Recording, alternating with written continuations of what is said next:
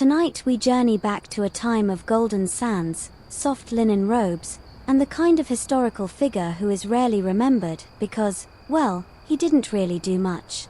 You find yourself beneath the burning Egyptian sun, where the sandstone walls glow like honey and the Nile flows with the unbothered consistency of a bureaucrat's signature. Incense wafts lazily from shrines. A papyrus scribe yawns. And there, reclining on a rather ornate but totally unguarded throne, is Egypt's most unremarkable ruler. His name? Well, you'd think that would be the dramatic part. But no, his name is something comfortably forgettable, like Nebmart II, or maybe Horem, not that one. Historians still argue whether he was from the 21st or 22nd dynasty, because honestly, the records are both vague and a little smudged. What matters is that you're here now, in the early part of his reign, and nothing is on fire. No armies are marching. No gods are angry, well, no more than usual. He doesn't wear a solid gold crown. It's more of a polished bronze situation. His sandals are practical. His robe is wrinkle-free. His expression hovers somewhere between mildly pleased and thinking about dinner. You're close enough to see that his royal beard is glued on slightly crooked today, but no one's bothered to say anything. Why rock the reed boat? So, before you get comfortable, take a moment to like the video and subscribe, but only if you genuinely enjoy what I do here. And tell me where you're listening from and what time it is over there. I always love seeing how far this sleepy little boat sails. Now, dim the lights, and let's ease into tonight's journey together. You begin your day at the palace, a low-slung complex nestled on the edge of the Nile. Morning light filters through latticework windows, casting geometric shadows on the polished stone floors. Servants shuffle about, but not with urgency, more of a practiced dawdle. One is folding a linen tunic for the pharaoh. Another is adjusting the ceremonial wig of a court singer, who is humming softly despite not having a performance scheduled for another 3 weeks. You follow the pharaoh as he moves through the palace. He doesn't storm. He strolls. Occasionally, he pauses to admire a painting of a heron, or to sample a fig from a platter left a little too close to the edge of a column. His decisions today? Let's see. He's approved the restoration of a public fountain that hasn't worked since the last medium flood. He's nodded politely at 3 reports about grain surplus. And he's asked again whether the royal cats have received their morning massages. A mainstream historical fact, pharaohs were seen not just as kings, but as gods on earth. Their word was law, and their whims shaped the lives of thousands. But not this pharaoh. He prefers predictability. He relies heavily on his vizier, a deeply tired man named Panassi, who has perfected the art of answering royal questions with just enough vagueness to avoid follow-up. Should we tax the southern farmers more? The pharaoh asks, idly tossing a date into the pond. Panassi blinks. Perhaps we should observe the harvest before making firm decisions. The pharaoh smiles. Good thinking, Panassi. That's why I like you. Panassi doesn't respond. He's trying not to sneeze in front of royalty. Outside, the capital city hums along. It's a good year. Maybe not a great year, but the Nile has flooded just enough, and the markets are stacked with baskets of lentils, leeks, and more pottery than anyone reasonably needs. Craftsmen are decorating amulets with turquoise inlays. Children are chasing each other between columns. One trips, cries briefly, and is immediately handed a honey cake by a passing granary clerk. You walk past a mural in progress, painted in ochres and lapis, showing the pharaoh doing something. It's not clear what. Possibly his blessing a crocodile. Or maybe waving. The artist shrugs. It's symbolic, he says, then adds, want to see my beetle collection? A quirky tidbit. Beetles, especially scarabs, were considered sacred and lucky. Our average pharaoh once held an entire naming ceremony for a particularly shiny one he found in his bathtub. It was named Khepri Jr. and kept in a small gem-inlaid box for nearly a month before someone accidentally stepped on it. The pharaoh's throne room is surprisingly quiet. It smells of myrrh and gentle boredom. 2 court musicians practice on lyres with only moderate enthusiasm. A nobleman is here to report on local irrigation successes. He talks for 6 full minutes. The pharaoh blinks twice and says, "Sounds damp." The nobleman beams, bows, and leaves satisfied. That's the thing, this ruler knows how to say just enough to keep the machine running, but never quite enough to disturb the slow rhythm of the court. He avoids confrontation the way a cat avoids baths, instinctively, and with a slight shiver.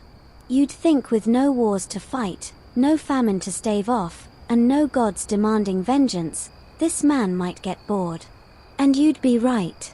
His hobbies include light pottery, collecting smooth pebbles, and having very tame visions of the afterlife, usually involving him reclining in a field of barley while servants bring him juice. Historians still argue whether this period was marked by passive competence or just universal indifference. Some suggest he was a master of keeping things quiet. Others claim he was simply surrounded by enough competent administrators to let him drift along like a reed boat with no oars, but also no leaks. Either way, today ends as it began, peacefully. The sun sets in its usual glorious fashion. The pharaoh eats a modest dinner of lentil stew and grilled perch. A storyteller begins a tale about a prince cursed to turn into a frog, but halfway through forgets the ending and just improvises something about the frog opening a bakery. No one minds. The pharaoh chuckles once, adjusts his linen pillow, and closes his eyes. You're left in the cool, fragrant hush of a palace where nothing much happens, and that's exactly the point. The day begins with sunlight stretching over golden fields as far as your eye can see, the Nile gleaming beside them like a lazy silver snake. You trudge behind the pharaoh's small, slow-moving bark as it drifts upstream, no great military flotilla, no thunderous fanfare. Just a modest crew, 3 parasol bearers, and 1 flutist who has played the same 4 notes for over an hour now. Today, the royal destination is a granary. Again. There's a new stone tablet to bless, some sacks of emmer wheat to inspect, and a ceremonial thank you for your harvest to mutter. You trail the royal party through swaying fields of barley, the air sweet with dust and crushed herbs.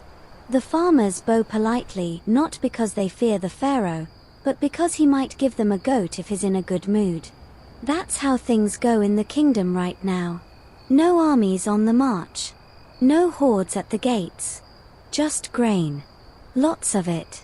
Enough to keep bellies full and the priesthood content. No one's rebelling, because why would they? The taxes are predictable. The roads are clear. Even the crocodiles in the irrigation canals seem less aggressive these days. A mainstream historical fact, Egypt's economy during stable dynasties often revolved around agricultural surplus. The inundation of the Nile was everything. It governed planting cycles, tax rates, and spiritual calendars. In this pharaoh's reign, the floods arrive on time, the gods are properly thanked, and the wheat, well, it's very wheat-like. But don't let the stillness fool you, there are ceremonies. Endless ceremonies. You witness another temple dedication today. The priests chant in melodic monotony, and the pharaoh waves incense in slow, circular motions, almost knocking over a tray of lotus blossoms. A small child giggles. The priests frown. The pharaoh winks. The temple itself is modest, well-cut limestone, some half-finished columns. A few of the gods are carved a little off, Horus looks vaguely surprised, and Bastet seems to be holding a banana for some reason. We'll fix it later, the head mason mumbles. They never do. You watch the pharaoh place a small golden scarab on the altar. This, apparently, is a symbol of continued fertility and rebirth, though you overhear one courtier whisper that he just really likes beetles. The dedication ends with a low-energy feast, figs, honey cakes, and lentil soup. The pharaoh tries to give a speech, but halfway through forgets what he was saying and instead compliments the bread. A quirky tidbit: during one particularly bountiful season, this pharaoh declared an official month of grain appreciation. It involved 12 new oaths to the god Happy, a parade of elaborately dressed oxen, and the commissioning of a song cycle titled Praise Be to Barley, We See You. The lyrics were later reused for a love poem with minimal edits. You drift along as the sun reaches its high point. The heat wraps around you like a heavy cloak. Even the flies seem lethargic. Somewhere nearby, a royal scribe is inventing a new system for measuring grain quality based on how soft it feels when thrown at a wall. You make a note to stand well clear of the testing room. Back in the city, another market day unfolds. You join the pharaoh on a brief tour through the stalls. There's a new shipment of turquoise from Sinai, and someone has carved a surprisingly lifelike duck from obsidian. The pharaoh buys it immediately. I shall name him Featherface, he says, completely serious. Historians still argue whether his public appearances were part of a deliberate political strategy or just the result of intense boredom. His strolls through the city were frequent, casual, and largely uneventful. Occasionally he would bless a merchant's goat. Once he named someone's baby Paddle. The mother didn't seem thrilled, but she didn't argue. As the afternoon settles into a golden lull, you walk with the royal party back toward the palace. A small group of musicians greets the pharaoh at the gate, playing a hymn that sounds suspiciously like a drinking song. No one says anything. The pharaoh hums along. Dinner tonight is, what else, wheat-based. Bread shaped like fish, bread shaped like ducks, and one that's just a very large rectangle. The pharaoh samples everything, murmuring pleasing crumb structure at one point. A servant nods respectfully and promptly writes that down on a small clay tablet, just in case it needs to be canonized. You retire with the royal entourage to a shaded courtyard. The stars begin to appear above, distant and content. The pharaoh reclines on a cushioned bench, sipping date wine and asking a court astronomer whether they've invented any new constellations. I've been working on one that looks like a melon, the astronomer says. Delightful, says the pharaoh, and promptly falls asleep. Even here, in the still warmth of evening, the peace is almost suspicious. It hums around you like a soft lullaby. No uprisings. No curses. Just consistent grain yields and a ruler whose greatest ambition might be finding a new kind of date jam. And honestly, that might be enough. You wake to the sound of sandals scuffing gently on sandstone and the soft clink of bronze jewelry. The air is still warm from yesterday's sun, and the breeze smells faintly of cumin and damp reeds. Today, you're accompanying the pharaoh to the northern border, though border may be a generous term. It's more of a very long, occasionally patrolled stretch of desert where absolutely nothing is happening. You ride in the shade of a linen canopy while the pharaoh lounges nearby on a traveling dais, shaded by a peacock feather fan operated by a man who appears to be asleep. The journey is slow. Very slow. The camels aren't in a rush, and neither is anyone else. One of the guards starts carving a game board into the side of a wooden crate. This, as it turns out, is Egypt's Great Wall of Shrugs. Not an actual wall, of course. Just a long-standing stretch of fortifications, watchtowers, and the occasional bored archer who hasn't seen action in years. They're mostly here to keep track of passing traders and make sure no one wanders off into the dunes and forgets to come back. You arrive at a small outpost where a delegation of Nubian merchants is waiting. They've brought incense, gold trinkets, and a surprisingly stylish goat. The pharaoh greets them with his usual mixture of vague warmth and total disengagement. May your baskets never splinter, he says solemnly, which might be a proverb or something he just made up on the spot. A mainstream historical fact, Egypt's southern and eastern borders were usually secured through diplomacy, trade, and occasional displays of military force. But during peaceful reigns, like this one, relations often relied on annual gift exchanges and mutual disinterest. If no one was being raided and everyone was getting their frankincense on time, who cared? The commander of the outpost approaches with an update. There's been some movement near the cliffs, a few herders, maybe a smuggler or two. Nothing urgent. The pharaoh listens, then asks whether the local cook makes that cinnamon flatbread he likes. Occasionally, Your Majesty, the commander replies. Excellent, says the pharaoh, nodding like a man who just solved a mystery. You wander off toward the outer ramparts.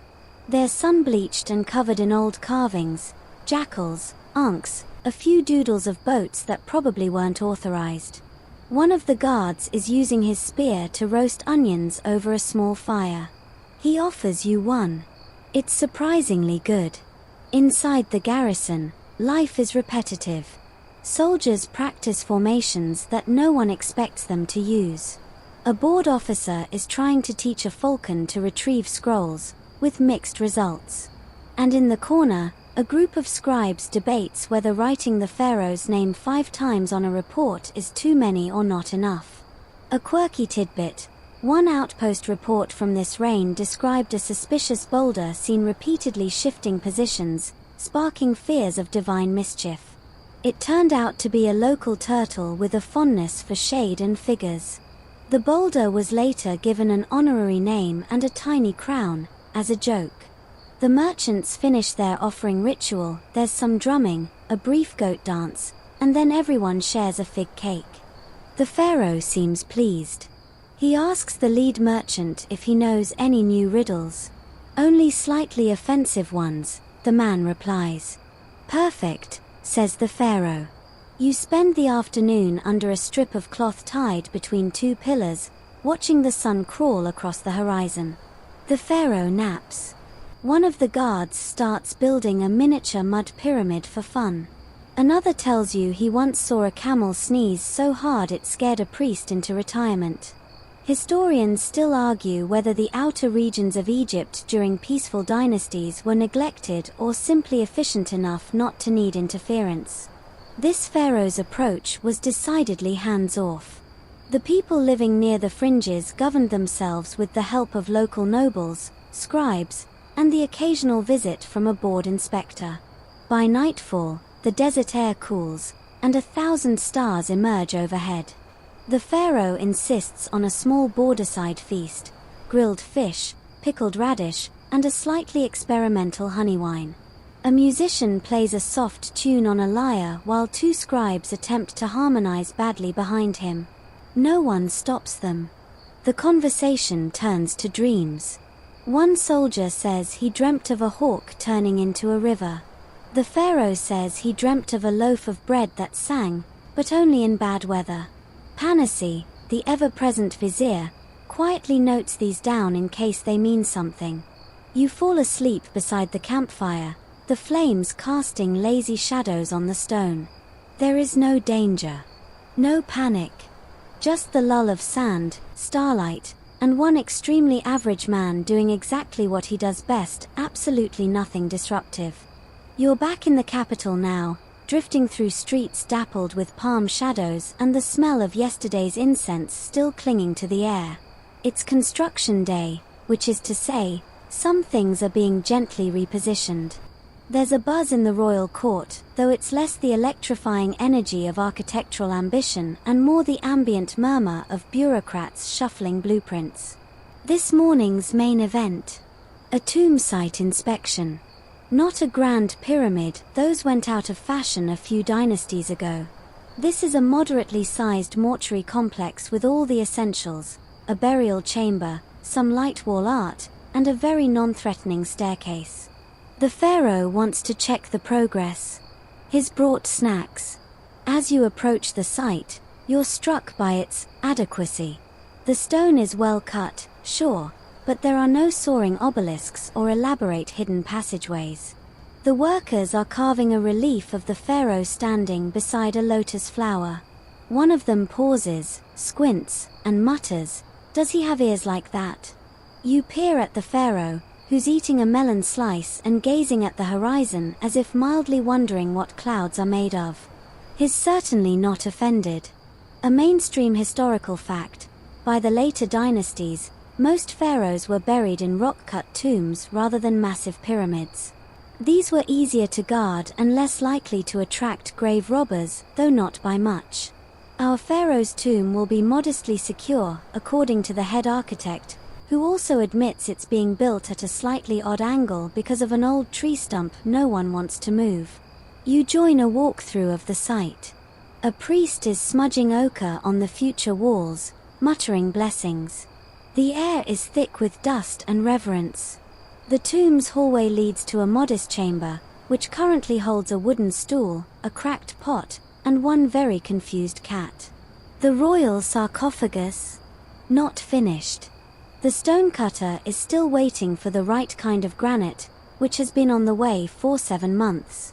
In the meantime, a mock-up made of painted plaster stands in its place. The pharaoh looks at it and says, "Yes. That's the general shape I expect to be lying in one day." The court priest nods solemnly, despite suppressing a chuckle. A quirky tidbit: this pharaoh once commissioned a second, decoy tomb just in case the first one got dusty. It was accidentally filled with actual treasure after a miscommunication involving 2 identical scrolls and a messenger named Bebi who was never seen again. Outside the tomb, a group of artists is painting a mural of the pharaoh making offerings to the gods. Except, they're still arguing about which god gets the most screen time. One prefers Ra. Another insists on Thoth. The pharaoh strolls by and suggests, "Why not just paint me offering something to myself?" The artists laugh. Then they realize he's serious. You pass a row of statues being chiseled out of sandstone. None of them are especially tall. One is missing an arm. Another looks suspiciously like Panassi the vizier. "We had extra stone," the sculptor shrugs. You linger near a corner where 2 apprentice builders are inscribing hieroglyphs that, when translated, roughly mean "our boss is watching." They giggle and wipe it off before the foreman arrives. The pharaoh, meanwhile, is dictating a funerary hymn about floating through the sky on a giant duck. He insists it's metaphorical. Historians still argue whether tomb design during this period reflected religious minimalism or economic limitations. In our pharaoh's case, it might just be personal taste. He once claimed that a simple tomb leaves fewer corners for ghosts to hide in, which probably isn't from any official doctrine, but no one challenged him. You follow the procession back toward the city as the afternoon heat begins to ripple off the stone walls. The pharaoh stops for a moment to admire a particularly symmetrical fig tree. "Nature knows geometry," he whispers, as if he's discovered something profound. Panassi writes it down, just in case it's needed for a speech later. Back in the palace, a small meeting is held to discuss tomb ventilation. You sit through an hour-long debate over whether 1 or 2 ceiling shafts are necessary to ensure comfortable posthumous airflow. The pharaoh leans back, eyes half closed, and finally says, "Whichever option makes me less stuffy." Dinner is eaten early: flatbread, cucumber salad, and a small bowl of fermented fish paste that no one touches except the pharaoh. "Tastes like history," he declares. A silence falls over the room. Later that night, you return to the tomb site. The workers have gone, but the stars hang low over the cliffs like a net of flickering pearls. The unfinished stone walls glow faintly in the moonlight. Somewhere, an owl hoots. It echoes off the empty chamber walls. It's not grand. It's not breathtaking. But it's calm, quiet, ready. And maybe, in the end, that's the point. Morning again. You shuffle across the palace courtyard, the sun already peeking between the date palms and warming the sandstone under your feet. Today, things feel a little tense. Not dangerously so, more like the way bread dough feels when it's just about to rise. It's palace family drama day. You enter the Hall of Pillars and find the pharaoh seated in his usual spot, nibbling a pomegranate seed with exquisite disinterest. Across from him, his cousin, let's call him Jeditef, is trying to look casually powerful in a robe that has far too many pleats. His eyeliner is smudged from what appears to be an aggressively emotional breakfast. Apparently, Jeditef has opinions about succession, about tax grain distribution, about what the gods really want, but mostly about why he would make a really, really competent backup pharaoh. Just in case. You know, if anything happened. The pharaoh listens, nods, occasionally raises an eyebrow, but more in the way you might react to a bird walking sideways than to a political threat. A mainstream historical fact: many pharaohs faced family tension around succession. Brothers, cousins, even sons could become rivals, sometimes leading to exile, imprisonment, or mysteriously aggressive bee swarms. But in this reign, things stay remarkably tame. Mostly because no one has the energy for a full-scale palace coup before the midday heat sets in. You follow Jeditef later as he stomps down a hallway, muttering about how real power requires vision. A guard offers him a figure. He takes it. Chews angrily. The effect is underwhelming. Back in the royal chambers, the pharaoh is petting one of the palace cats, an older, slightly cross-eyed tabby named Mehani. Mehani doesn't like Jeditef, he says, as if that settles the entire matter. Panassi, the vizier, nods without looking up from a scroll. That seems legally sufficient. You peek in on the royal children, 4 in total, all relatively well behaved, if a little underwhelmed by their destiny. The eldest, a son named Neferhotep, is painting a very serious crocodile on a jar.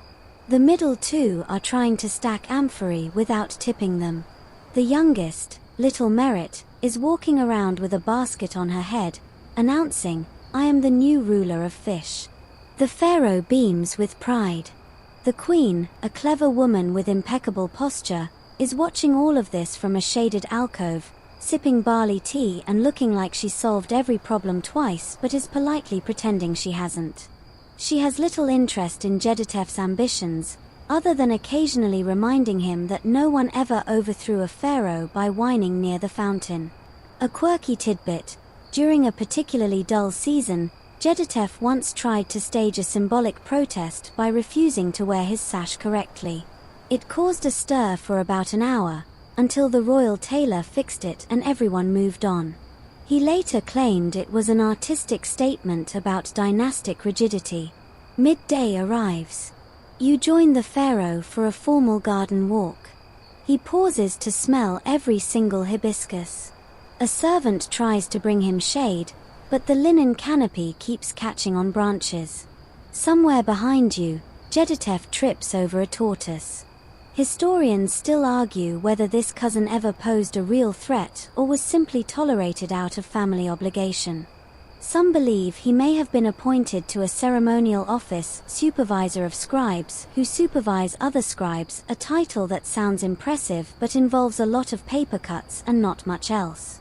You attend a council meeting that afternoon, where Jeditef tries again to push a new law requiring that royal family members receive more goose-based gifts. The other nobles mostly ignore him. One asks whether the palace pigeon lofts are still overcrowded. Another brings figs. The pharaoh, without looking up, says, "I think we have enough geese, thank you." Jeditef sulks for exactly 11 minutes and then leaves to write a poem about misunderstood greatness. You find a copy of it later. It's called Ode to the Second Son, and it includes a verse about shadows being jealous of light. The handwriting is beautiful. The content, less so. That evening, you dine with the royal family under the stars. There's gentle music, a pleasant breeze, and roasted duck glazed with dates. The children are quiet, half asleep. The queen tells a story about a dream she had where everyone turned into papyrus scrolls. "I was fine with it," she adds. The pharaoh chuckles and reaches for a second helping of lentils. Maybe one day I'll let Jeditef take the throne, he says. On a very small island. With no throne. Everyone laughs, except Jeditef, who is still composing metaphors in the corner. You wander back to your chamber, passing through the perfumed halls where soft music echoes off the walls. The scent of sandalwood lingers in the air. All is still. For all his quiet eccentricities, this pharaoh rules with a kind of gentle gravity, enough to keep the ambitious in check, the daily rituals flowing, and the palace just peaceful enough for long naps. And really, what else does a dynasty need? You wake before dawn, stirred by the muffled chanting of priests drifting in through the palace latticework. Today is a temple day. Again. But this one is slightly more sacred than usual, which means more incense, more bowing, and more people trying to look spiritually overwhelmed without sweating too much. The pharaoh is already dressed when you arrive, his ceremonial linen draped just so, a light dusting of gold around his eyes. He looks alert. Maybe not fully awake, but alert enough to be dangerous with a metaphor. He's sipping a mixture of pomegranate and barley, and murmuring something about how dreams taste better with cinnamon. You accompany him down the wide processional road leading to the great temple of Amun, the stones underfoot warm even in early morning. Around you, priests chant in carefully staggered tones. Some beat drums with the enthusiasm of men who haven't slept since the lunar calendar changed. The temple looms ahead, its pylons etched with scenes of divine approval, all generously featuring the pharaoh's face, though you're fairly certain at least one carving reused a head from a former ruler. A mainstream historical fact: temples in ancient Egypt weren't just places of worship, they were centers of political power, economic storage, and vast record-keeping. The priesthood could rival the throne in influence, and under some pharaohs, they effectively ran the country. This particular reign, let's just say the priests are having a very good time. Inside the temple complex, the air thickens with incense. You can barely see 3 steps ahead without squinting, but the scent is divine: frankincense, myrrh, and that mysterious temple blend that smells vaguely like burned cake and holy secrets. You catch sight of Panassi, the vizier, scribbling furiously on a tablet. The priests have submitted 16 requests for new altars this week alone. The pharaoh approaches the inner sanctuary, guided by High Priest Ipua, a man whose beard could house a family of owls. Ipua smiles broadly and begins a series of elaborate blessings that sound suspiciously like they're being improvised. May your sandals remain unblistered beneath the gaze of the sun serpent, he declares. The pharaoh nods, clearly trying not to laugh. And may your words always take the scenic route, he replies. A quirky tidbit: during this reign, the priesthood of Amun requested a royal decree allowing cats to be trained as official omens. The idea was to observe their sleeping positions to forecast crop yields.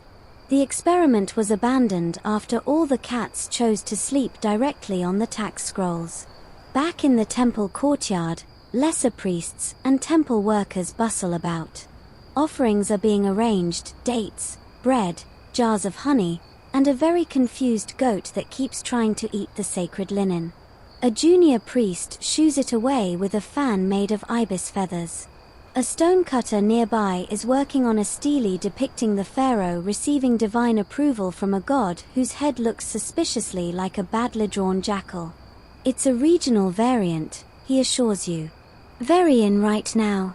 You follow the pharaoh into the Hall of Records, where temple scribes are inventorying grain, gold rings, and one surprisingly large shipment of blue glass beads.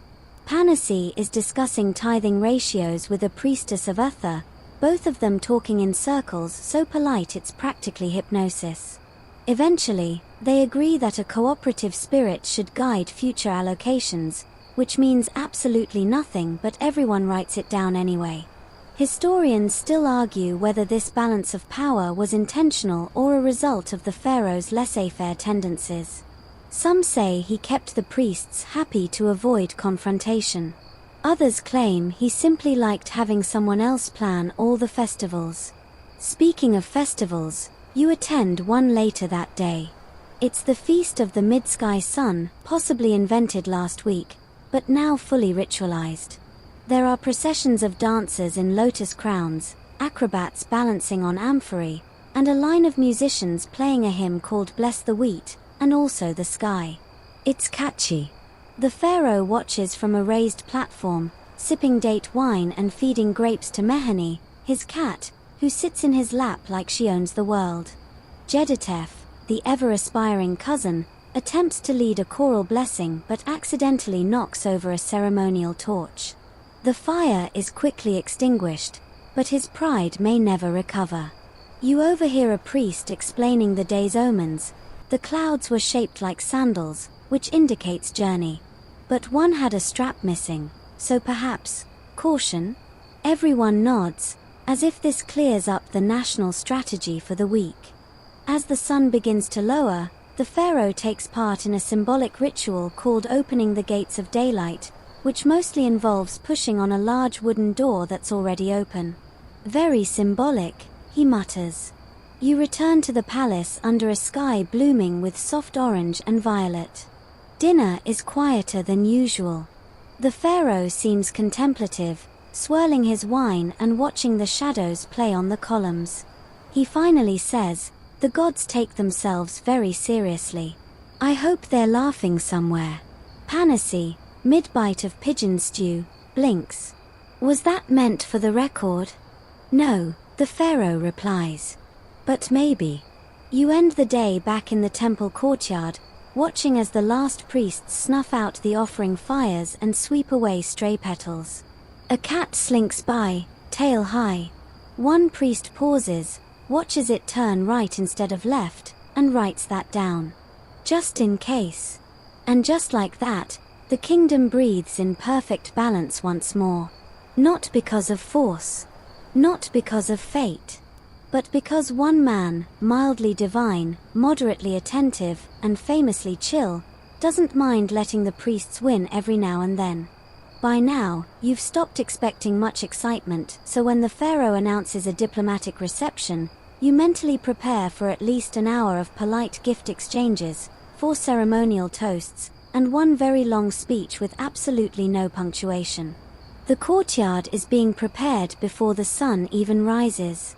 Banners are hung, simple linen dyed with faded lapis, featuring stylized reeds and an image of the pharaoh waving. It's hard to tell if he's blessing someone or just trying to keep a bee away. Today's guests.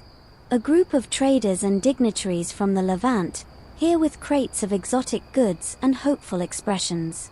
They've brought cedarwood, spiced oils, and something in a clay jar labeled simply, "Not dangerous." Suspicious. The pharaoh waits on a shaded dais, his expression hovering somewhere between mildly curious and wondering whether there will be figures. He's wearing his formal gold pectoral, which Panassi insisted he put on backwards the first time for fashion. No one had the heart to correct him. A mainstream historical fact, Egypt maintained extensive trade networks across the ancient world. Goods flowed in from Syria, Nubia, Punt, and beyond. These diplomatic visits were often ceremonial and highly choreographed, but also essential to maintaining peace and prosperity. The dignitaries bow, offer gifts, and recite a greeting so long it could be considered a novella. The pharaoh smiles, responds with something about "may your sandals never crack," and gestures for the gift bearers to approach. One presents an intricate necklace, another an oil said to smell like moonlight and crushed lilies. The pharaoh dabs a bit on his wrist. "Smells like my grandmother's foot salve," he says quietly to Panassi. Panassi responds with a long, blank stare. Then comes the treaty scroll. It's beautifully written, covered in gold leaf, and bound with a cord made of braided silk. A scribe begins reading it aloud. You sit through 10 minutes of honorifics before the actual terms emerge: peaceful trade, mutual protection, and permission to establish a new way station near a desert spring. The pharaoh nods once. Seems reasonable. "Anyone thirsty?" Panassi clears his throat. "Perhaps your majesty could offer a counter-blessing?" The pharaoh blinks. "Very well." He rises and says, "May this alliance be like good bread, soft, reliable, and not full of sand." The dignitaries beam, probably unsure of the metaphor but impressed nonetheless. A quirky tidbit: during one such visit, this pharaoh once gifted a neighboring ruler a crate of perfume jars shaped like his own head. They were received with forced enthusiasm and quietly re-gifted a year later at another summit. Some were later found buried in a noble's garden, likely used as very fancy compost jars. As the scroll is sealed and witnesses sign with careful flourishes, you wander through the crowd of palace staff and minor nobles. One of the guards is pretending to understand Levantine and nodding sagely at everything. A courtier with an embroidered sash is explaining to someone's cousin that the pharaoh's cat has her own seat on the council. This may or may not be true. Lunch is served. Stewed lentils, roasted quail, apricot jam, and one suspiciously wobbly jelly that nobody touches. The pharaoh eats slowly, occasionally offering bites to Mehani, who has become the unofficial judge of all international cuisine.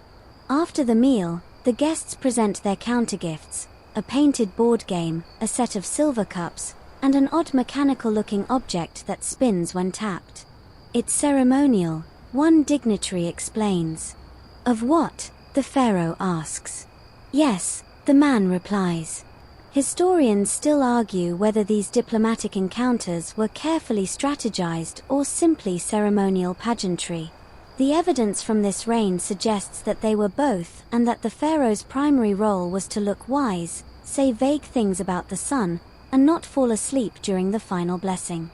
As the guests prepare to leave, the pharaoh gifts each one a papyrus scroll bearing an original poem. It's titled Ode to Shared Trade Winds, and includes the lines, "When your figs are my figs, and my fish are your fish. May the gods keep our donkeys from wandering." They love it. You accompany the pharaoh to a small reception in the Blue Room, an audience chamber with painted ceiling stars and a faint smell of melted beeswax. He removes his formal pectoral with a groan and hands it to a servant. "Tell the gods I wore this." That's enough for today. Panassi is still documenting everything, including a side conversation where the pharaoh asked what the dignitaries thought of his sandals. "Comfortable yet authoritative," he reports. As night falls, you stand on the palace terrace overlooking the Nile. Lanterns glow softly along the walkways, and the pharaoh leans against the railing, staring at the water. "No one tried to kill me today," he says with a yawn. "I'd call that a successful treaty." You nod. Somewhere below, the dignitaries are boarding their river barks, waving politely, their gifts safely tucked away in lacquered crates. One of them holds up the spinning ceremonial object and spins it once more. It makes a gentle hum. Back in the palace, the scribes finish documenting the visit in 5 separate scrolls, plus a backup etched onto a limestone tablet just in case a cat knocks something over. And with that, another foreign affair ends not in war, not in confusion, but in a treaty sealed with gifts, grain, and a shared appreciation for foot salve-scented perfume. There's a hum of expectation in the air today, not the kind that hints at danger or upheaval, but the gentler sort, like the feeling you get when you know someone important might say something, if they remember. The pharaoh has decided it's time to issue a royal decree. No one's quite sure what it'll be about yet. Including, possibly, the pharaoh. You follow him into the Hall of Scrolls, where scribes already sit poised with ink-covered reed pens and blank papyrus, ready to transcribe history or at least a particularly poetic opinion on rainfall. Panassi stands beside the throne, squinting at a list of potential decree topics written in his precise hand.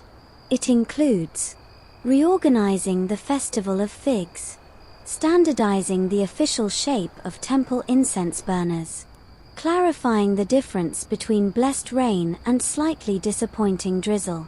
The pharaoh paces a little, stops beside a tall column, and gently knocks on it with his knuckles. "Solid," he mutters. The scribes write that down. Just in case. A mainstream historical fact, pharaonic decrees weren't always about matters of life and death. Many addressed administrative changes, adjustments to trade, farming cycles, temple rites, or flood management. They often served to reaffirm the ruler's presence, especially in peaceful times when no great military campaigns could do the talking. After a while, the pharaoh turns and announces, "I have decided to declare this the year of measured optimism." Murmurs ripple through the court. Panassi furrows his brow. "Majesty, might we clarify the administrative implications of that title?" "It means things are going pretty well," the pharaoh says, waving a hand. "But we shouldn't get cocky." The scribes nod, relieved. They've seen worse. A decree is drawn up, stipulating that 1. The next harvest festival will include a symbolic pile of surplus grain, as a reminder that sometimes things go fine. 2. Temple musicians will be allowed to compose in new modes, but nothing too experimental. 3. A statue of the pharaoh smiling just a little will be erected in the market square. Panassi quietly suggests item 4 be added. "Let's maybe fix the northern granary roof." The pharaoh agrees, on the condition that the repairs include a nicer smell. He's vague on what that means.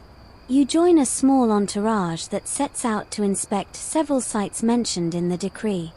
First stop, the market square, where artisans are already discussing what smiling a little might look like in stone. One carver insists it's all in the jawline.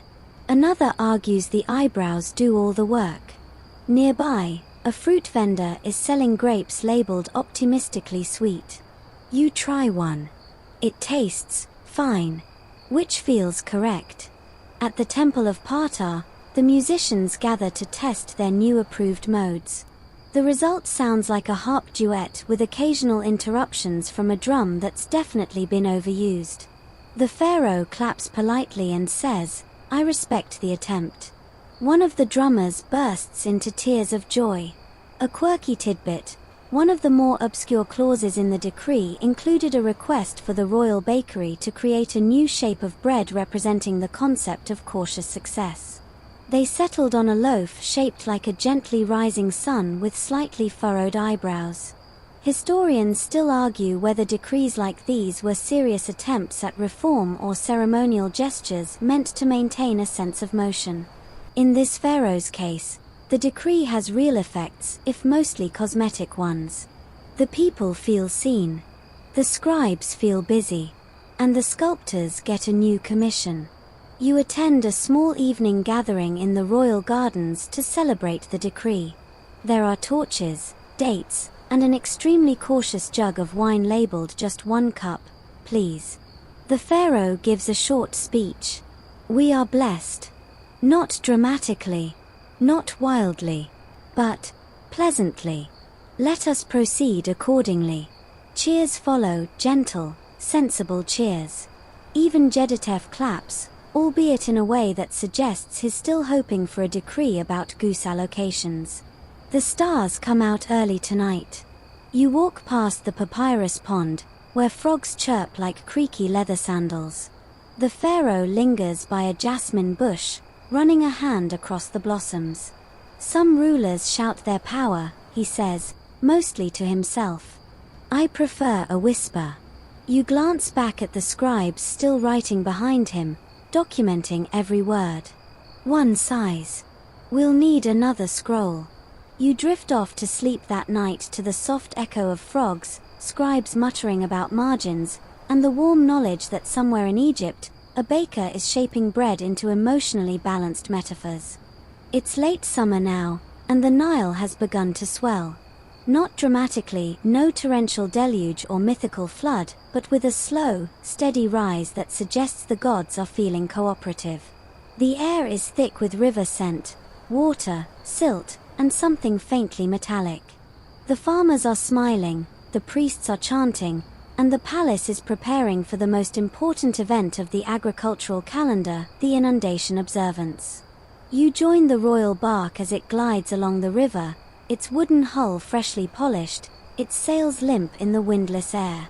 The pharaoh reclines beneath a small awning, sipping water with a slice of cucumber in it, a personal innovation he insists is both refreshing and politically calming. You make a note never to question his adjectives again.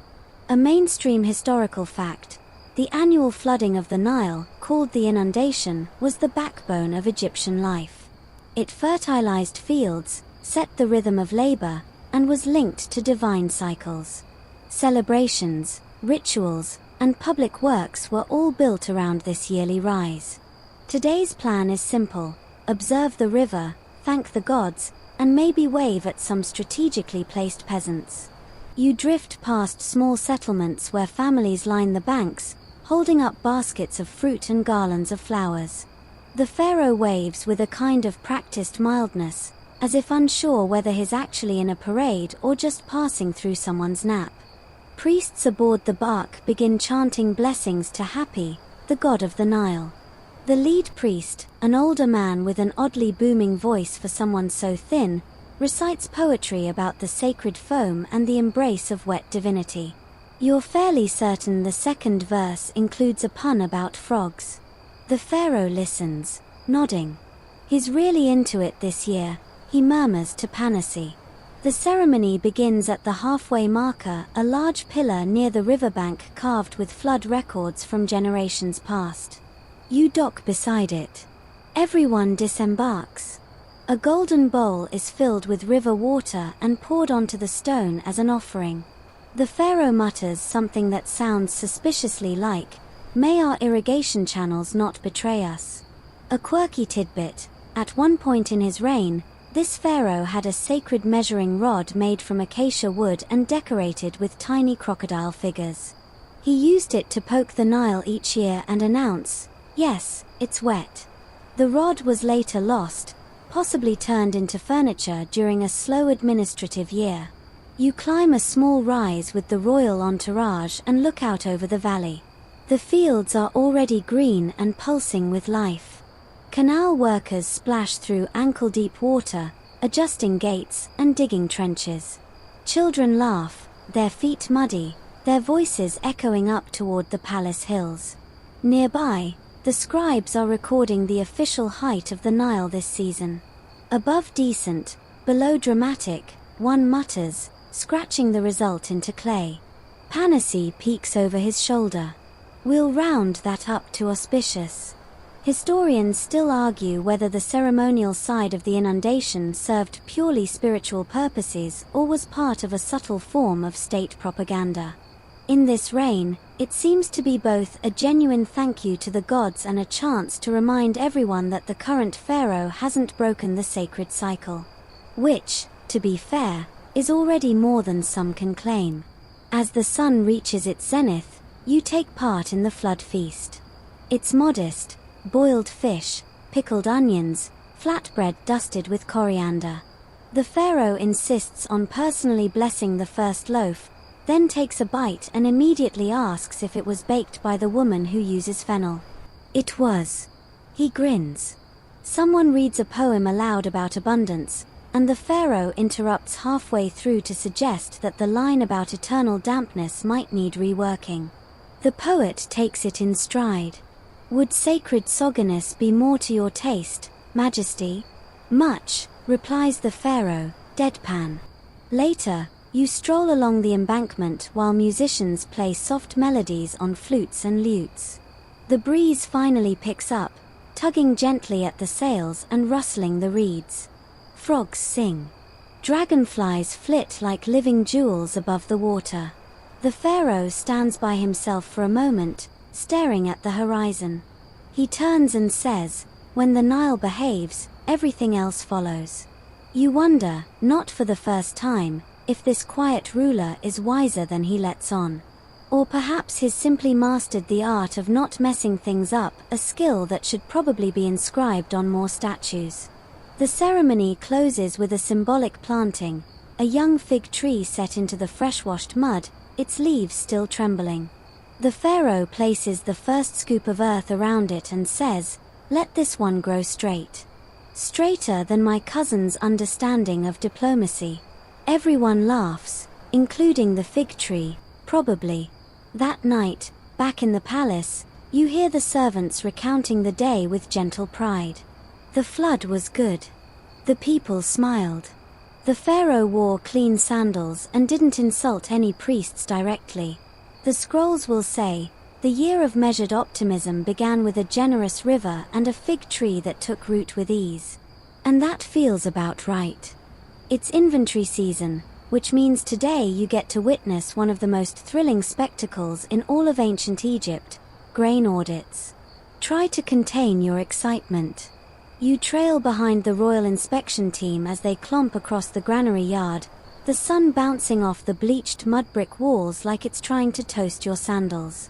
The pharaoh is here, too, reluctantly. He's dressed in what he calls his serious cloak, which looks like his regular cloak but slightly more beige. The head granary scribe greets the entourage with the nervous energy of someone who both adores numbers and fears authority. "We have prepared the logs, Your Majesty," he says, holding up a large scroll tied with a very hopeful-looking blue ribbon. The pharaoh accepts it, glances at the first line, and immediately hands it to Panassi. "Please translate this into less." A mainstream historical fact, Egypt's wealth was based on grain measured, taxed, stored, and redistributed by a tightly controlled bureaucracy. Granaries functioned as banks, and scribes were essentially accountants with very good penmanship and absolutely no chill. You walk through cool, dark storage rooms filled with amphorae and woven baskets sealed with mud. The smell is a dense, dusty blend of old wheat, rodent prevention herbs, and ambition. A few workers pry open a basket for sampling. The pharaoh tastes a few grains, chews slowly, and says, "Not bad. Slightly ambitious for barley." He turns to Panassi. "Do we still owe that temple in Memphis 5 sacks?" Panassi nods. "Then give them 6. Tell them it's for their surprisingly melodic bells." One of the scribes faints from the shock of casual generosity. A quirky tidbit: during this reign, a brief, and deeply unpopular, experiment attempted to flavor grain with dried mint to encourage divine digestion. It was swiftly abandoned after several priests reported dreams about talking wheat stalks demanding better treatment. You step into the records room, where clay tablets and scrolls line the walls in neat bundles. The head scribe begins explaining the triennial yield variance ratios, a phrase so dry it could be used to soak up spillage. The pharaoh nods solemnly, while clearly daydreaming about lunch. Midway through the presentation, a bird flies in through the open window and lands on a scroll rack. The scribes freeze. Birds are often considered omens, and no one's sure whether this one means good fortune or a pending grain heist. The pharaoh peers at it. "That's just Nebet," he says. "She likes cool places." And just like that, the tension dissolves. Historians still argue whether Egypt's grain economy was as efficient as the records suggest, or if the bureaucracy was more of a performative ritual that mostly worked. In this reign, it appears to be both. The numbers get double-checked, the grain is there, most of it, and everyone pretends to understand what adjusted rot loss means. You accompany the pharaoh to a field on the edge of the capital where farmers are preparing next season's sowing. He steps into the dirt, picks up a handful, and lets it sift through his fingers like he's auditioning for a grain-themed statue. "Not too dry," he mutters. "Could use more optimism." A farmer asks if the land tax will be the same as last year. The pharaoh pauses, looks to Panassi, who starts calculating. "Slightly less," the pharaoh says, before Panassi can finish. "Because I am feeling slightly generous." The farmer bows so deeply you worry he might dislocate something. Later, a small boy approaches with a gift, 3 figs and a drawing of the pharaoh riding a camel. Egyptian pharaohs didn't ride camels, but the artistic license is appreciated. The pharaoh chuckles. "Is that my crown or a pomegranate?" he asks. The boy shrugs. "Yes. You return to the palace with the inspection party just as the sun begins to lower. The royal sandals are dusty, the scribes are smug, and the grain, as it turns out, is accounted for down to the last, very slightly chewed, sack. Dinner that night is simple: lentil stew, honey cakes, and a slice of melon shaped like a scarab. The pharaoh raises his cup and announces, "We are not starving, our fields are polite, and my cousin has not staged a coup." This is a very fine day. Mehani the cat, curled in a nearby window, yawns dramatically as if to second the motion. You fall asleep to the distant hum of scribes recalculating seasonal variance formulas, the echo of grain shifting in its baskets, and the curious comfort of knowing that your ruler finds dignity in dryness and humor in husks. You're standing in the palace courtyard again, where the morning air carries that unmistakable scent of damp stone, ripe dates, and curiously fresh paint. Something is being unveiled today. Something important, according to Panassi, who seems half proud and half worried. A monument, apparently. A new one. The pharaoh has decided that after so many years of quietly ruling, it's time for a bit of self-expression. Nothing ostentatious, of course. Just a monument that reflects his reign. His essence. Something tasteful. Subtle. Monumentally subtle. The workers pull back a linen sheet to reveal it, a single block of limestone, about the height of a camel's shoulder, with a carefully carved image of the pharaoh sitting cross-legged under a tree. He's holding a scroll in one hand, a lotus in the other, and his expression is one of mild agreement. A mainstream historical fact: monuments in ancient Egypt were more than ego projects. They reinforced divine kingship, cemented public memory, and linked rulers to cosmic order. Even modest rulers often commissioned small temples, stelae, or statues to outlast their time on earth. This one, it's modest. It might even be too modest. One of the junior nobles squints and asks, Is that a squirrel?" The stonecutter clears his throat. "No, my lord. That's His Majesty's cat, Mehani." The pharaoh beams. "She's part of the legacy." Panassi reads the inscription aloud. It's a poem. A short one. "I ruled with breath, not bellow. With hands unclenched. The sun rose. I watched it rise again." There's polite applause. The royal artist looks nervous. He had submitted an alternate design featuring a lion and thunderbolts, but the pharaoh rejected it as a bit shouty.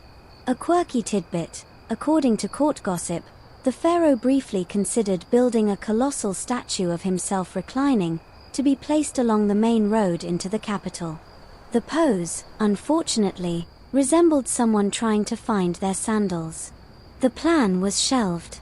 You stroll with the pharaoh along the avenue of offerings, where older monuments from past rulers loom high: kings with spears, falcon crowns, stern glances.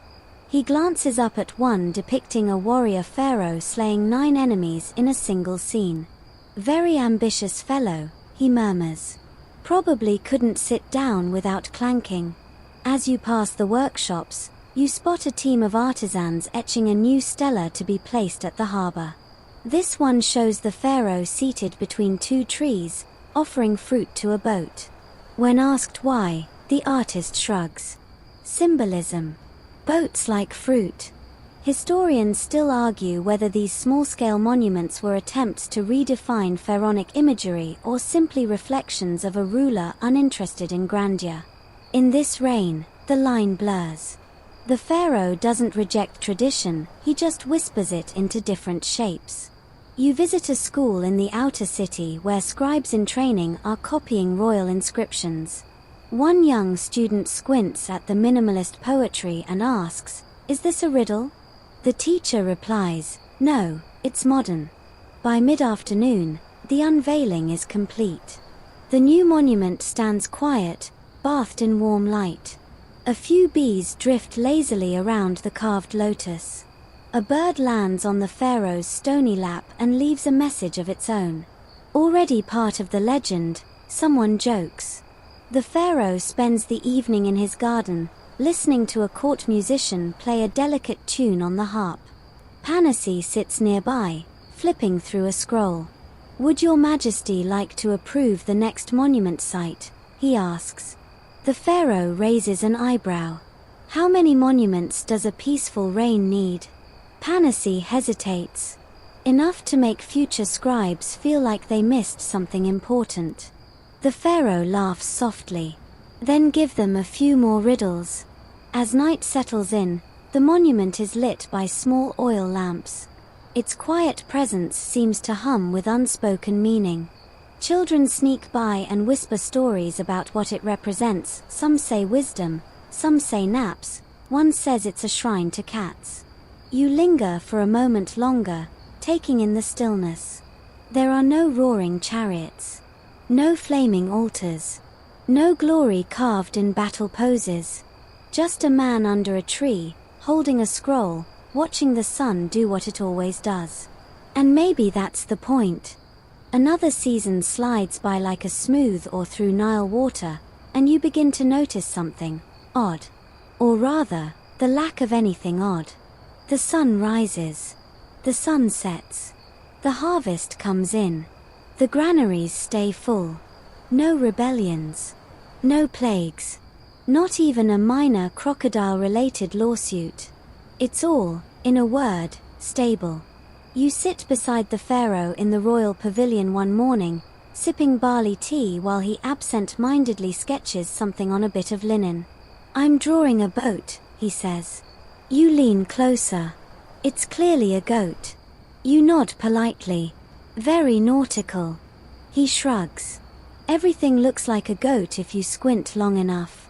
The realm, by all appearances, is functioning like a well-oiled chariot. Tax collection is efficient. Temple offerings are timely. Even the palace fig trees are fruiting on schedule, which, according to the gardeners, feels suspiciously like a blessing. A mainstream historical fact: some of Egypt's longest periods of peace are poorly documented because, well, not much happened. And while some rulers made up conquests to pad the historical record, others, like your pharaoh, seem entirely content with being remembered for not making things worse. You accompany a census team to a nearby village, where the people are almost unnervingly calm. One elder greets the officials with a bow and says, "Everything is fine." Like, fine, fine. The census scribe nervously adjusts his wig. "Do you mean, suspiciously fine?" The elder nods. "Exactly." You take a walk through the village fields, where wheat stalks ripple like golden sighs. Children chase each other with woven dolls, and an old woman teaches a heron to nod on command. No one's panicking. No one's rioting. It's eerie. A quirky tidbit: this village once held a contest to determine the most average citizen. The winner received a loaf of bread, a compliment from the mayor, and the right to represent the town during extremely minor festivals. He was, by all accounts, delighted. Back in the capital, the scribes are bored. With no disasters to document, they've started inventing elaborate metaphors in tax receipts. One scroll describes a barley shipment as flowing like the laughter of happy, neither too dry nor arrogantly moist. Panassi notices the trend and institutes a maximum 3 poetic devices per scroll rule. The scribes retaliate by writing that rule in iambic hexameter. Historians still argue whether this mid-reign period reflects wise stewardship or simply extraordinary luck. Some suggest the pharaoh's greatest achievement was creating a system that worked without his constant involvement. Others believe he just got very, very good at saying, "That seems fine." You attend a council meeting where the biggest debate is whether to repaint the palace doors blue or a slightly different blue. The pharaoh listens for a full 30 minutes before saying, "What if both?" The council gasps. "Dual blues? Revolutionary." The queen, sitting nearby and embroidering a scarf with tiny ibis motifs, says, "Just don't let Jeditef choose. He thinks all doors should be red for symbolic assertiveness." The pharaoh makes a face. No one likes aggressive doors. You find Jeditef later trying to invent a new festival involving bonfires and stern proclamations. No one's attending. Not even the goats. That evening, as the sun sets in a smear of bronze and lilac, you sit with the pharaoh on the palace roof, watching the light flicker on the river. He's chewing on a piece of dried mango and humming to himself. Did I tell you we haven't had a major flood in 9 years? You nod. That's good. It is, he says. But I'm starting to think people expect disasters. They get nervous when nothing collapses. You ponder that. In a world that so often lionizes the dramatic, a reign defined by consistency, by absence of calamity, feels almost rebellious. Below, the city glows in soft torchlight. Bakers fold dough. Guards yawn at their posts. Cats meander, as they always do, in elegant defiance of everyone's expectations. The pharaoh stretches. When the history scrolls are written, what will they say about all this? You shrug. They might say you were extraordinarily average. He smiles. Perfect. And somewhere in the distance, a very quiet, very well-behaved goat bleats approvingly. There's a rumor circling the palace, one of those fluttery, half-believable whispers that stick to the walls like condensation. It starts in the kitchens, migrates to the scribes, then reaches you via a guard pretending not to eavesdrop. A foreign envoy is arriving. Not for war. Not even for trade. Just curiosity. The pharaoh hears this while lounging in a stone bath filled with lukewarm lotus water. They're coming here to study us, he asks, tilting his head. Have they run out of more interesting kingdoms? Panacea, as always, chooses diplomacy. Perhaps they seek inspiration? The envoy arrives 3 days later.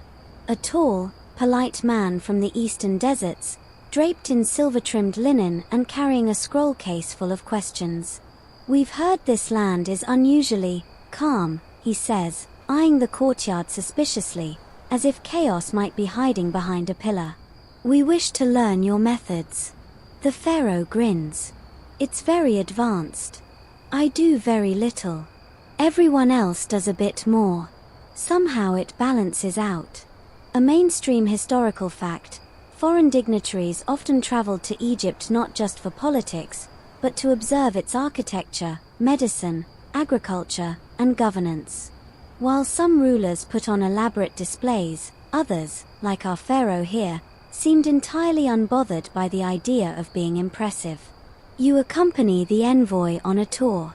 The palace scribes demonstrate how tax records are kept. We avoid exaggeration, one explains proudly, handing over a scroll labeled reasonably abundant turnip yields. The envoy nods slowly, clearly baffled. At the medical quarters, the head healer offers a demonstration: date syrup for sore throats, honey paste for wounds, and a new concoction involving mint and fermented fig that supposedly repels bad dreams. And flies, she adds. Probably. The envoy asks how often this kingdom faces rebellion. The pharaoh shrugs. Jeditef staged a mild protest once. He wore red for a week.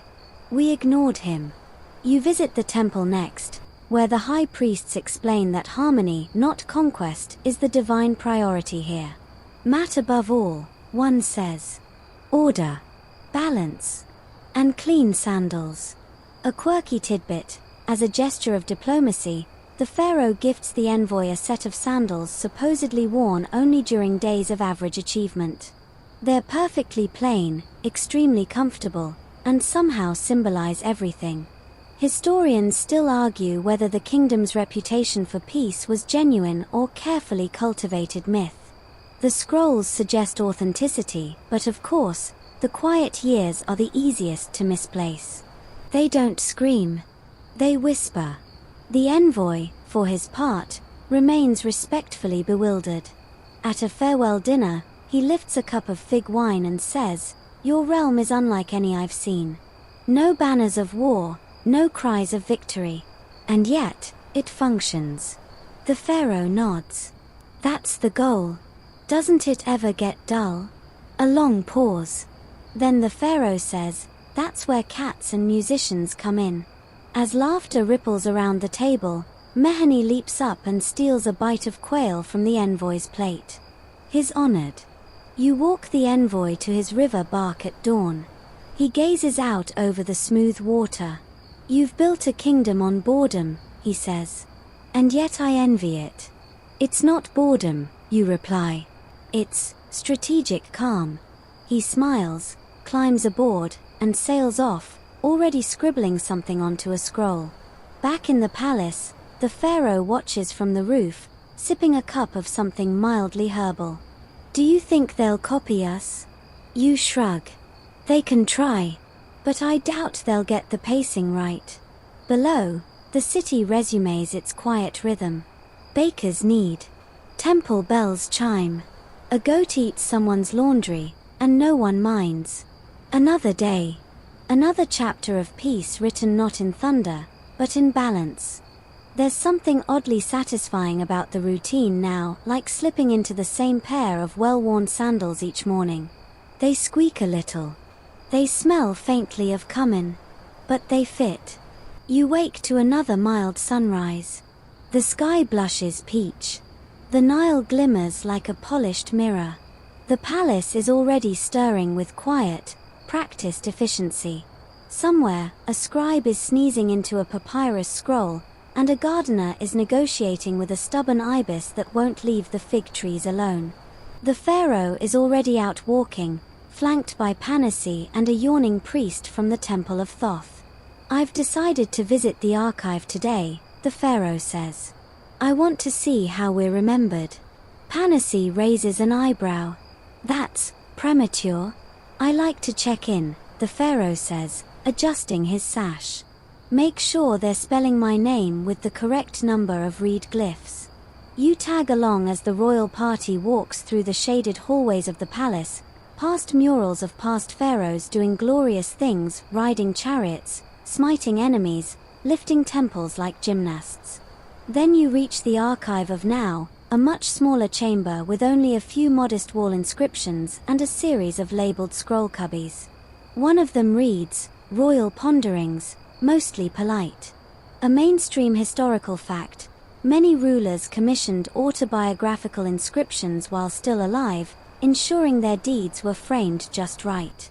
But others left it to the scribes, who, in this case, had surprisingly little drama to record. And they seem a little miffed about it. The chief archivist greets the pharaoh with a nervous bow and gestures to the newest edition, a short stela carved with 3 lines of hieroglyphs. It reads, He ruled when rains came regularly. He didn't burn anything important. He thought deeply about figs. The pharaoh squints. That's it. Panassi nods. Concise. The pharaoh sighs. Can we at least add that thing I said about sandals and compromise? Already etched on a pot in the north granary, the archivist says proudly. You flip through a few scrolls and discover one entirely devoted to the various types of headgear the pharaoh wore during temple visits. Another lists notable naps, which includes such entries as temple shade, 13th of Shimu and diplomatic couch, incidentally comfortable. A quirky tidbit, one document includes an annotated list of royal sayings labeled possibly profound. The most popular entry, Stability is just drama that took a nap. Later, you wander the city with the pharaoh, watching life unspool in gentle loops.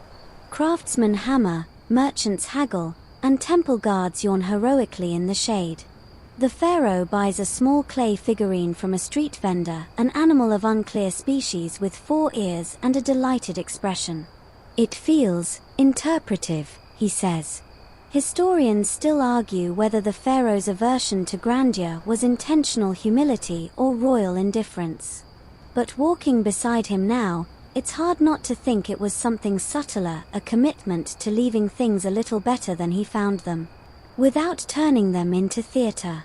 As you pass the northern wall, a group of schoolchildren calls out to the pharaoh. Tell us a story, one shouts. He stops, turns, and smiles. Once upon a time, everything was mostly fine. So people got on with their lives and remembered to be kind. One child raises her hand. Where's the twist? He chuckles. The twist is that there isn't one. And that's why everyone slept well. You spend the evening in the palace gardens. The scent of myrrh floats on the breeze. Mehani purrs softly beside a bowl of milk. The moon rises in slow increments, silvering the palms. The pharaoh stands by the pond, watching fish ripple the surface. Do you think it matters that I never conquered anything? He asks. You glance at him. You conquered restlessness. And probably at least a few administrative loopholes. He smiles. That might be enough. Somewhere, a scribe scribbles that down. And so the evening drapes itself over the city lightly, like a linen sheet in summer. The air is warm. The night is quiet. The kingdom still hums with the strange, uncelebrated triumph of peaceful normalcy. It's early morning, and the air has that soft, golden stillness that only appears at the edge of seasons. The cicadas are quieter. The fig trees have begun to yellow at the edges.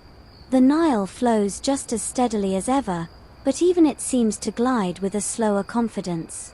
The pharaoh stands at the palace balcony, wrapped in a light robe the color of faded papyrus, looking out over his realm. You join him, your sandals brushing against the cool stone. You know, he says, I think I've finally done it. Done what? You ask. Managed a day where absolutely no one needs me.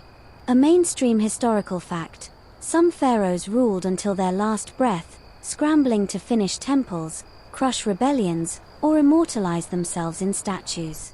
Others, rare, but real, slipped gradually into elderhood, stepping back from statecraft without scandal or upheaval. This pharaoh seems to be practicing exactly that. He doesn't vanish.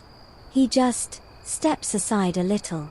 Panacea has taken over most of the daily administration, carefully balancing taxes and temple relations like he's hosting an extremely polite dinner party. Jeditef is still trying to launch a new civic holiday called National Display of Strength Day, but no one takes him seriously, not since he sprained his ankle kicking a ceremonial door.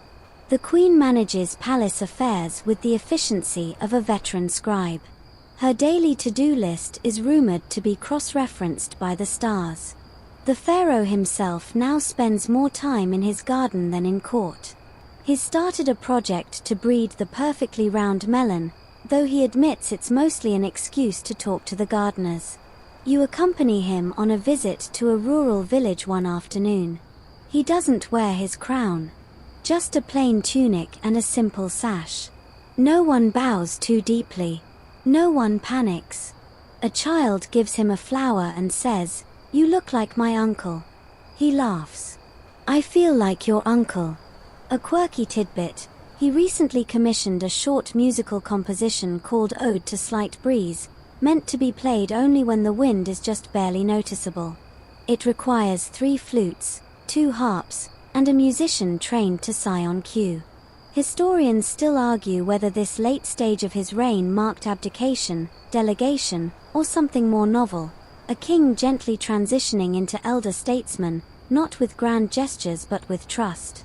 That night, there's a quiet feast in the palace courtyard, not to celebrate a war, not to mark a celestial alignment, just to be. There's roasted duck, fresh pomegranates, and those extremely specific honey cakes shaped like gently smiling suns. The pharaoh stands and makes a toast. "We often measure greatness by how loudly it echoes," he says, "but maybe some echoes only reach the people closest to them. And maybe that's enough." You sleep in the palace that night, lulled by the softest sounds, the flutter of linen curtains, the click of sandals in distant hallways, the rhythmic hush of the Nile outside the walls. Even the cats seem contemplative. And the next morning? It's another quiet day. And somehow, that still feels like a miracle. And now, As the final glow of lamplight fades and the last echoes of this quiet Pharaoh's reign melt into the dark, you let your breath slow.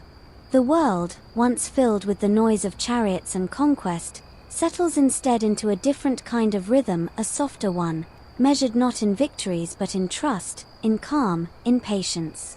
Imagine yourself walking those palace gardens again, the moonlight silvering the tops of fig trees, the earth warm beneath your feet.